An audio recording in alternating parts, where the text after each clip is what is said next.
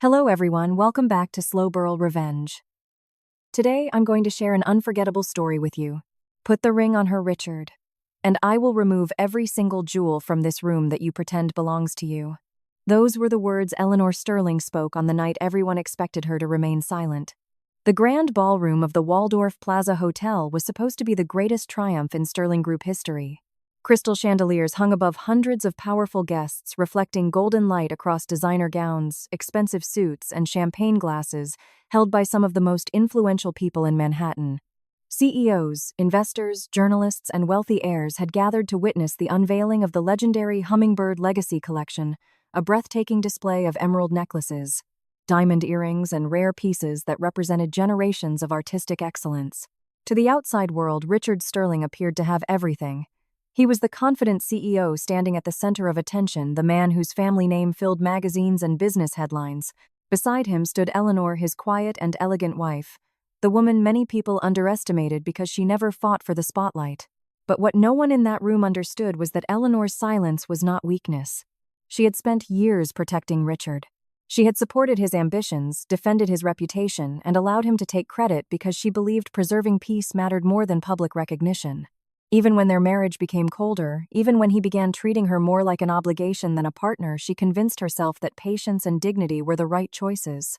That belief was shattered the moment Sophia Kensington entered the conversation. Sophia was not just Sterling Group's communications director. She was the woman whose relationship with Richard had become impossible for Eleanor to ignore.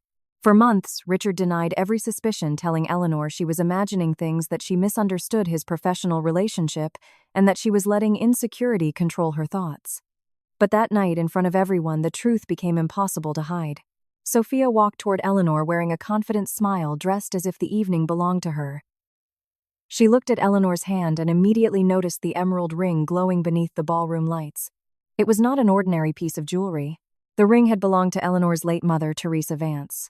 It was the final piece Teresa ever designed before she passed away, a white gold ring decorated with an oval emerald surrounded by 12 diamonds. Hidden inside was a tiny engraving of a hummingbird, a personal symbol connecting Eleanor to the woman who had loved and raised her. To Eleanor, the ring was not about money. It was a memory. It was a final goodbye. It was a piece of her mother she could still carry with her. But Sophia saw only a trophy. With a mocking smile, she commented that such a beautiful jewel deserved to be shown by someone who knew how to attract attention. Her words were designed to hurt, but Eleanor refused to give her the reaction she wanted. Then Sophia crossed a line no one expected. She reached for Eleanor's hand. At first, it looked like a harmless gesture. Some guests even thought she only wanted to admire the ring. But within seconds, Sophia tightened her grip and began pulling it from Eleanor's finger. Eleanor immediately tried to stop her. "Let go of me." Her voice was calm, but everyone nearby heard the warning. Sophia ignored it. The ring became stuck for a moment, pressing painfully against Eleanor's skin. Then Sophia pulled harder until the emerald finally slipped free, leaving a red mark behind. The entire ballroom went silent. A photographer's camera flashed. The moment of humiliation was captured forever. Sophia held the ring up, proudly admiring the emerald as though she had just won a prize. She smiled and suggested that maybe certain jewels needed a woman who could truly represent them. Eleanor held out her hand. "Give it back." But Sophia did not. Instead, she slowly placed the ring on her own finger. All eyes turned to Richard. Everyone expected a husband to step forward. They expected him to apologize, remove the ring from Sophia's hand, and defend the woman who had stood beside him for years. Eleanor expected it too. For one brief moment, she searched Richard's face, hoping to find the man she once loved, the man who had comforted her when her mother was dying, the man who knew exactly how much that ring meant. But Richard was no longer thinking about love. He was thinking about power. The company was struggling. Investors were losing confidence. The board questioned his leadership. In that room full of important people, Richard cared more about protecting his image than protecting his wife. Sophia noticed his hesitation. She extended her hand toward him and smiled. "Maybe you can put it on properly for me." Eleanor felt her heart sink. "Richard, don't do this." For a second, even Richard seemed to understand the cruelty of what was happening. Then pride won. He took the ring from Sophia, held her hand, and carefully pushed it onto her finger. The room froze. To the cameras watching them, Richard and Sophia looked less like a CEO and his employee, and more like a couple announcing their future together. Eleanor stood there completely alone. The betrayal itself hurt, but what destroyed her was the ease with which Richard had turned her mother's memory into a weapon against her. Her breathing became uneven. She stepped backward, reaching for something to support herself, but her hand slipped against the glass display case behind her. A moment later, she fell to her knees on the cold marble floor as a champagne glass shattered nearby. Several guests moved forward to help. Richard did not. He remained beside Sophia. Instead of concern, his face showed irritation, as though Eleanor's pain was nothing more than an inconvenience ruining his perfect evening. That moment changed everything. For years, Eleanor had stayed quiet because she believed silence protected the people she cared about. But now she finally understood. Her silence had never protected her marriage. It had only protected Richard's lies. The woman who stood back up from that marble floor was no longer the same woman who had fallen. Eleanor Sterling had spent years allowing others to underestimate her. That night, everyone was about to discover exactly who she really was. Eleanor slowly stood up from the marble floor. The pain from the fall was nothing compared to the humiliation Richard had just forced her to experience. Around her, hundreds of guests whispered behind their champagne glasses. Journalists exchanged looks, unsure if they had just witnessed a private marriage crisis or the beginning of something much bigger. Sophia still had the emerald ring on her finger. Richard still stood beside her. And everyone in the ballroom believed Eleanor Sterling had just lost. They were wrong. For years, people had mistaken Eleanor's patience for weakness. They saw a quiet wife standing beside a powerful CEO and assumed Richard was the reason she belonged in that world. They believed the Sterling name gave Eleanor status, influence, and protection.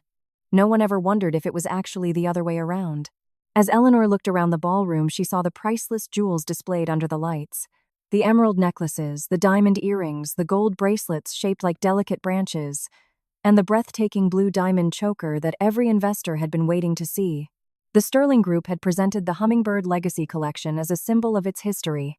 But there was one important detail Richard never told anyone. The collection was not his. It was never owned by the Sterling family. Every single piece belonged to Eleanor Vance. Before she became Mrs. Sterling, before she married into one of Manhattan's most recognized families, Eleanor was the daughter of Teresa Vance, one of the most talented jewelry designers of her generation. Teresa was not interested in fame or attention.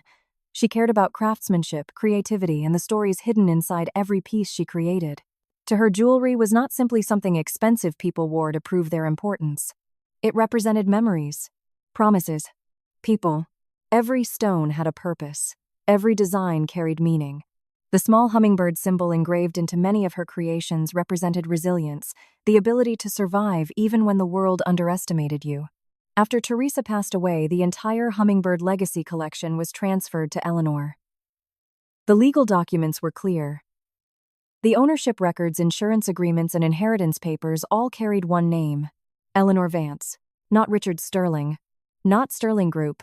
The company had only received temporary permission to display the collection for the charity event. Nothing more. Eleanor had allowed it because she believed she was helping. The Sterling Group had been struggling financially. Behind the expensive suits, confident speeches, and luxury events, the company was quietly losing stability. Investors were leaving. Business deals were failing.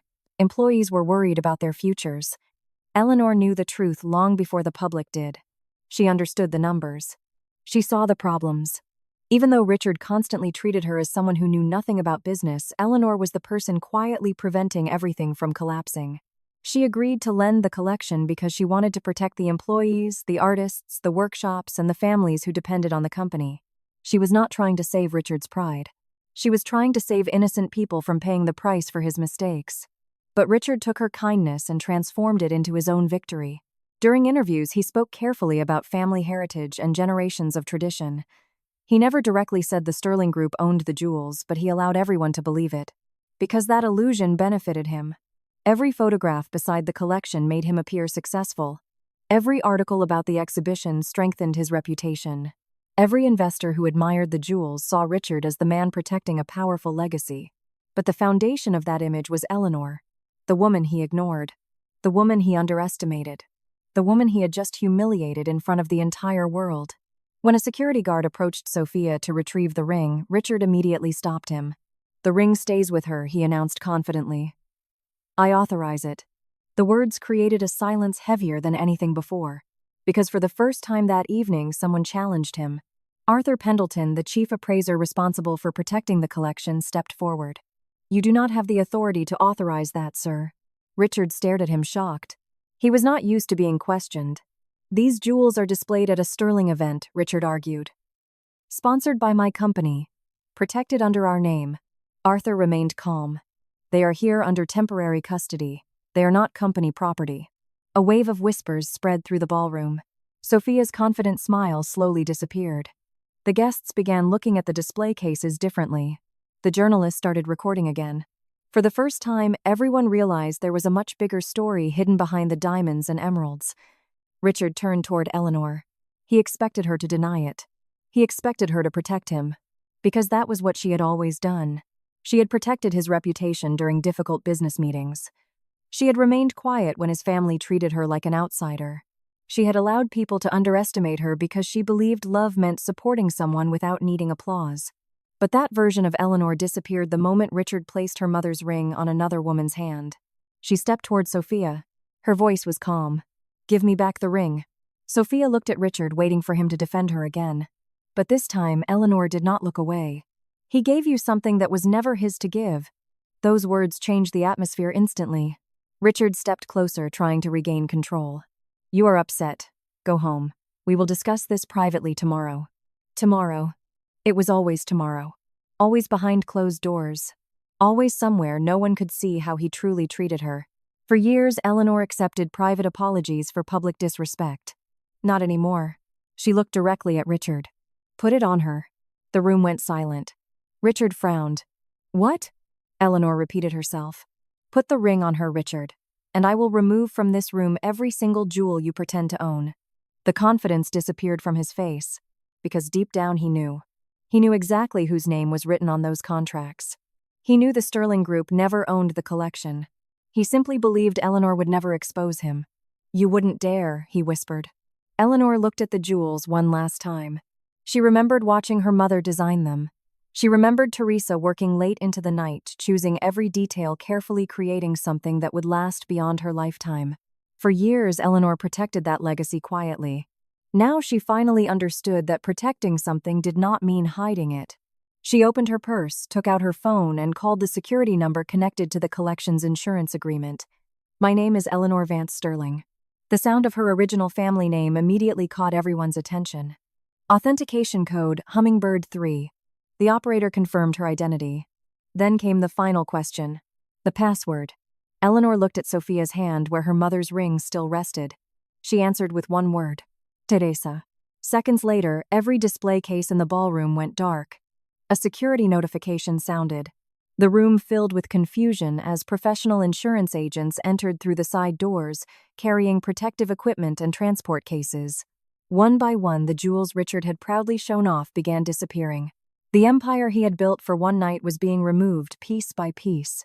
Sophia watched in disbelief. Richard stood frozen.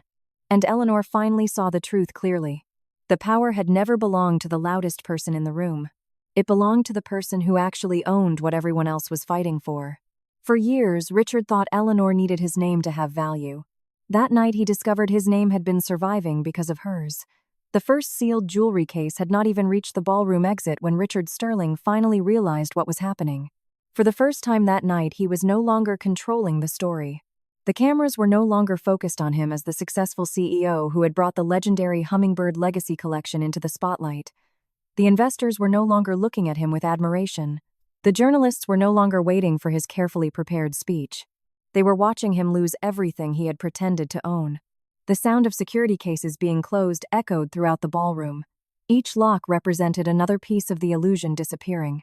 The emerald necklaces, the diamond bracelets, the priceless creations that had made Sterling Group look powerful again. One by one, they were removed under Eleanor Vance's authorization. Richard immediately stepped forward. "Stop them."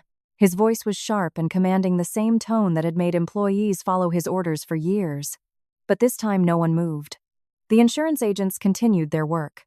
The head of the operation calmly explained that once the owner activated the withdrawal protocol, the process could not be stopped without her approval. The owner. That single word burned Richard more than anything else. Because everyone in the room now knew the truth. The owner was not him. It was Eleanor, the woman he had just humiliated. Richard looked across the ballroom and saw guests whispering. Some were recording on their phones. Others were already sending messages to business partners and legal teams. The perfect evening he had planned was becoming the biggest scandal in Sterling Group history. But instead of admitting his mistake, Richard did what he had always done. He tried to rewrite reality. He walked onto the stage, took the microphone from the confused host, and forced a confident smile. "Ladies and gentlemen," he announced, "there has been a small misunderstanding regarding security procedures. The collection is simply undergoing a temporary inspection. The auction will continue shortly." A few people gave polite applause. Most remained silent. They had already seen too much. Eleanor watched from the other side of the room. She recognized that version of Richard. The man who could turn any failure into someone else's fault. The man who could smile while hiding a disaster. The man who believed confidence mattered more than the truth. After stepping down from the stage, Richard approached her. His expression changed immediately. The charming CEO disappeared. The angry husband returned. "Cancel the withdrawal," he demanded. Eleanor remained calm. "No." That one word shocked him. For years, Richard had been able to pressure her into fixing his problems. Whenever the company struggled, Eleanor helped. Whenever investors questioned him, Eleanor supported him. Whenever his mistakes threatened the employees, Eleanor quietly found solutions. And every time she saved him, Richard convinced himself that he had succeeded on his own. But this time was different. "You are letting a personal argument destroy hundreds of jobs," he said. Eleanor looked at him carefully. She had heard that excuse many times before. He was not worried about the workers. He was worried about losing the image they helped him maintain. "You used my mother's legacy to impress investors," she replied.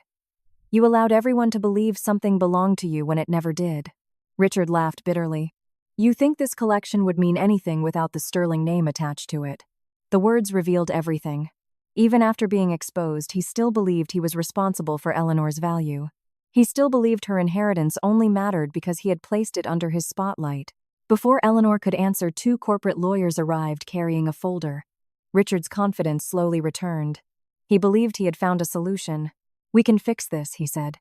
"You sign this authorization, the collection returns, and tomorrow we explain everything as an insurance misunderstanding." Eleanor took the document. She read every line. Richard watched impatiently. He expected her to sign because she always cared about protecting others. But Eleanor was no longer the woman who ignored warning signs to keep peace. She reached the final page. Then she looked up. "This is not just permission to continue the event." Richard's expression tightened. "It is a standard agreement." Eleanor looked at the lawyers. Neither of them defended him. "Because they knew." She continued. "This allows Sterling Group to use my collection as collateral for a financial loan." The silence that followed was immediate. The truth Richard had been hiding was finally exposed. The gala was never just about charity. It was never just about celebrating art. Richard needed the Hummingbird Legacy Collection because the company was collapsing. Sterling Group had lost investors. Revenue was falling. The board was losing confidence in his leadership. And instead of admitting failure, Richard created one final plan. Use Eleanor's inheritance. Use Teresa Vance's life work. Use priceless jewelry he did not own. All to protect his position. "You negotiated with a bank, didn't you?" Eleanor asked. Richard did not answer quickly enough. That hesitation was the answer. "I was trying to save the company," he finally said. "No," Eleanor replied. "You were trying to save yourself." The words struck harder than anger ever could. Because they were true. If Richard truly cared about the company, he would have asked. He would have respected the agreement. He would have treated Eleanor as a partner. Instead, he treated her as an obstacle.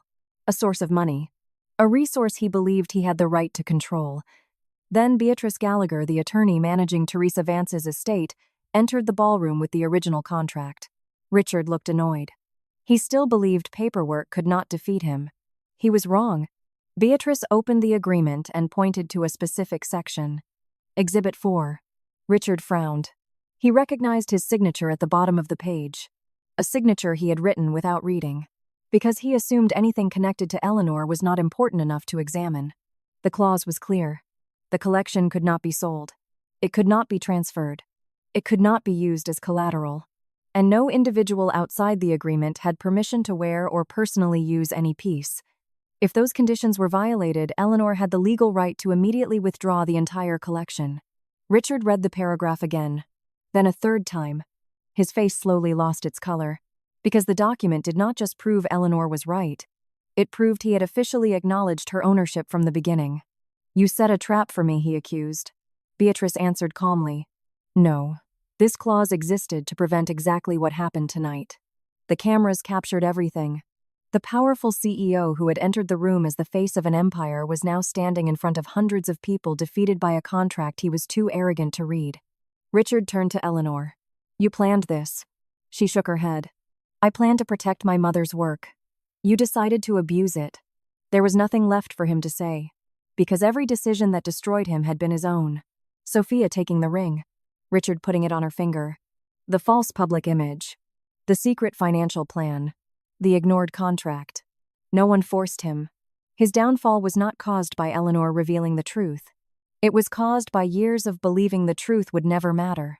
Minutes later, the auction system officially removed the Hummingbird Legacy Collection from the event. The main screen went blank. The most valuable attraction of the evening disappeared. Sponsors began leaving. Investors made emergency calls. Journalists rushed to publish the story. By morning, the entire business world would know that Sterling Group's greatest asset had never belonged to Sterling Group at all. Richard stood alone in the center of the ballroom. The same room where he had tried to prove his power. The same room where he had humiliated his wife. Now, everyone finally saw what Eleanor had known for years. Richard Sterling had not built an empire. He had been standing on someone else's foundation and pretending it was his own. While Richard Sterling was desperately trying to save what remained of his reputation, another truth was quietly beginning to surface. A truth that had been buried for decades.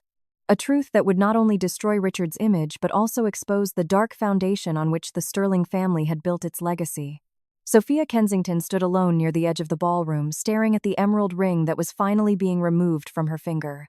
Only an hour earlier, that ring had represented victory to her. She believed wearing it meant she had won. She believed it proved Richard had chosen her over Eleanor.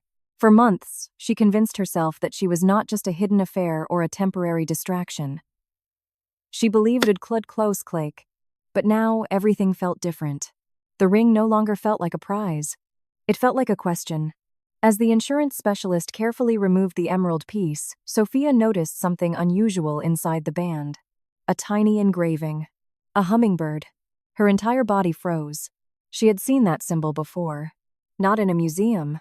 Not in the Sterling Group archives. But inside an old wooden box that belonged to her father, Anthony Miller. When Sophia was a child, her father kept old sketches, tools, and unfinished designs locked away. He rarely spoke about them, but whenever he opened that box, Sophia remembered seeing the same small hummingbird drawn in the corner of his papers. At the time, she never understood what it meant. She only knew one thing. Her father had once been a brilliant jeweler. And something had destroyed him. Anthony Miller was not born into wealth. He did not have a famous last name or powerful connections. What he had was talent, the kind of talent that could transform simple materials into something unforgettable. He spent years perfecting his craft. Every stone he touched, every detail he created, every piece he finished carried a part of him. But one scandal erased everything. Years earlier, Anthony had been accused of stealing valuable materials from a jewelry project connected to the Sterling family. Gold disappeared. Precious stones went missing. And the blame landed on the one person without enough power to defend himself. Anthony Miller. After the accusation, doors closed everywhere. Clients disappeared. Companies refused to work with him. The industry he loved turned its back on him. Sophia grew up watching her father carry that pain.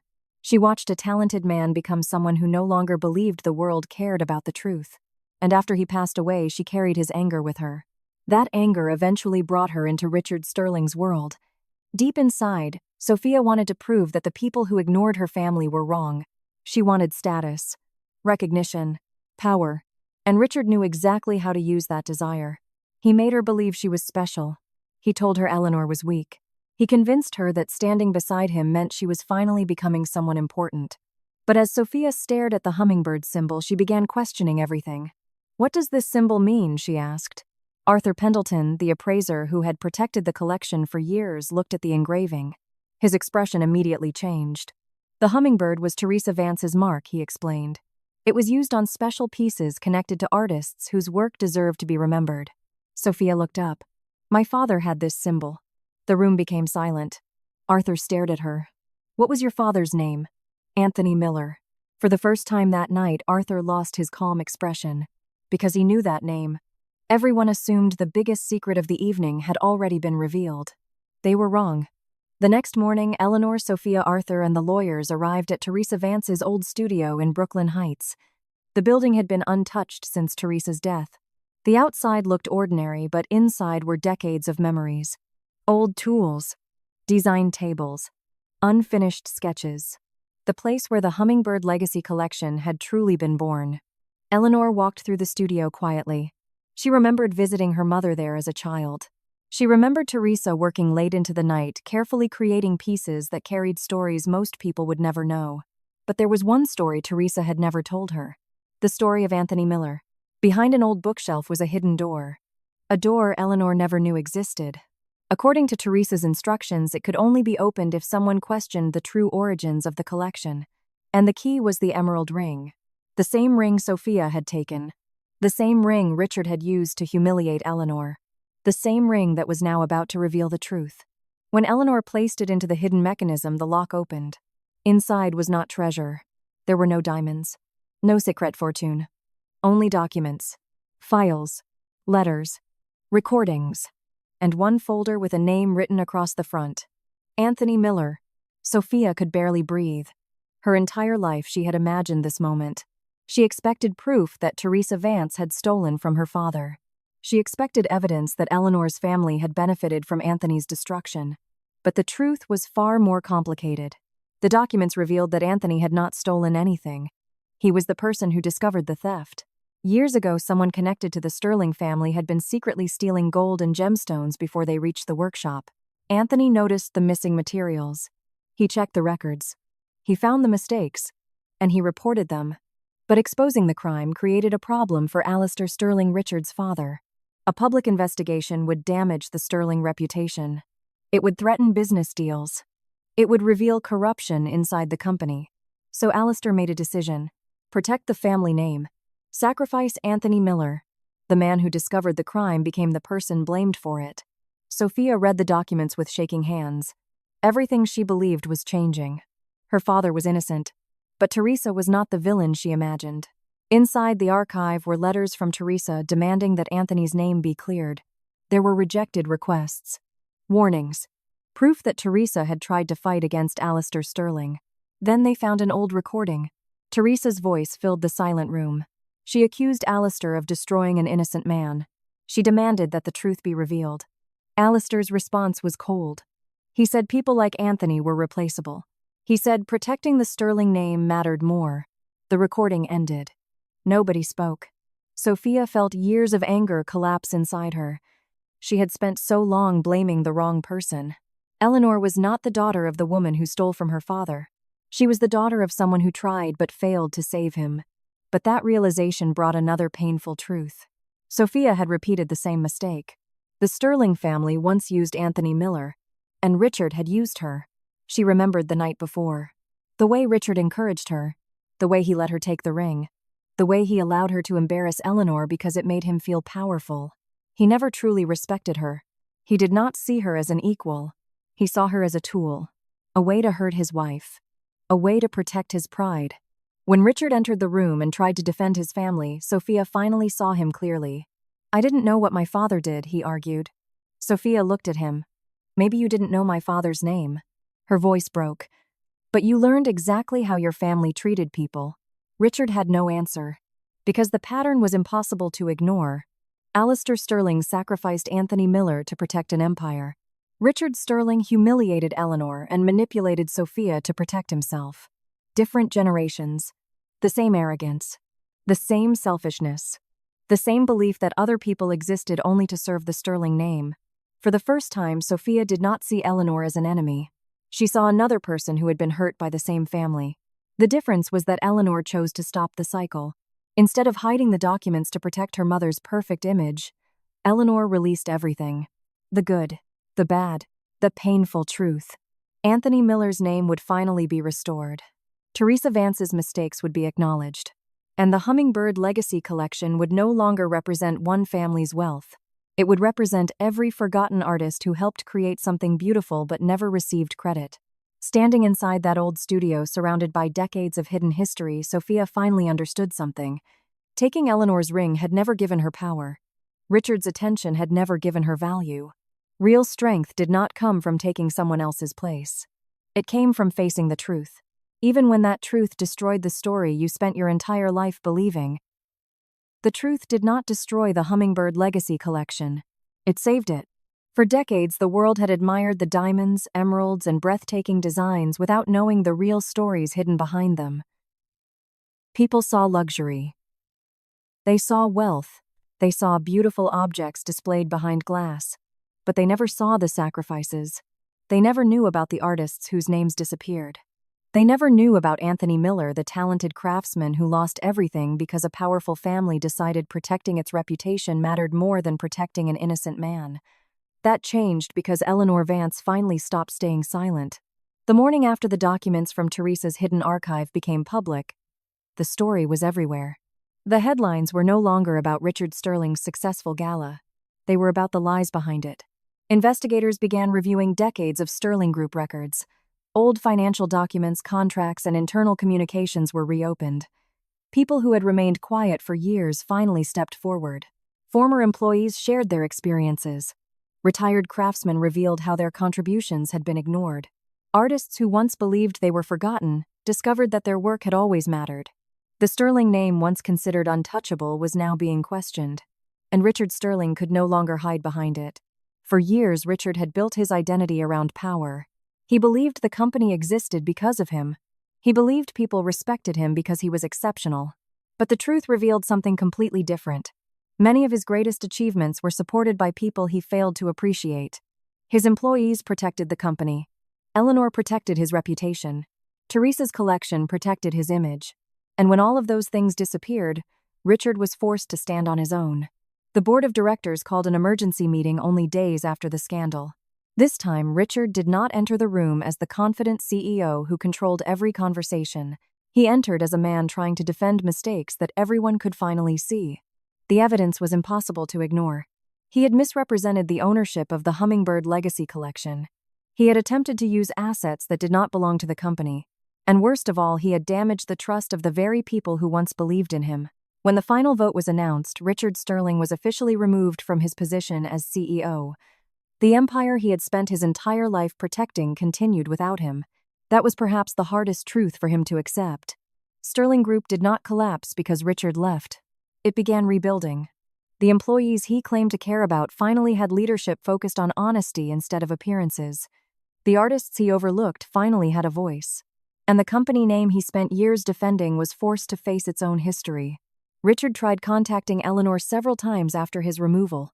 At first, his messages were filled with anger. He blamed her. He accused her of destroying everything they built. He told himself that if she had stayed quiet, none of this would have happened. But eventually, when there was no one left to blame, his messages changed. He apologized.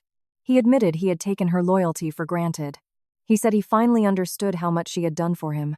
Years earlier, those were the words Eleanor had desperately wanted to hear. But now they arrived too late. Because healing sometimes means accepting that the apology you waited for does not require you to return to the person who hurt you. Eleanor filed for divorce quietly. There was no dramatic announcement. No public revenge. No desire to embarrass Richard the way he had embarrassed her. She simply chose freedom. For the first time in years, her decisions were no longer based on protecting his feelings, his reputation, or his future. They were based on protecting her own peace.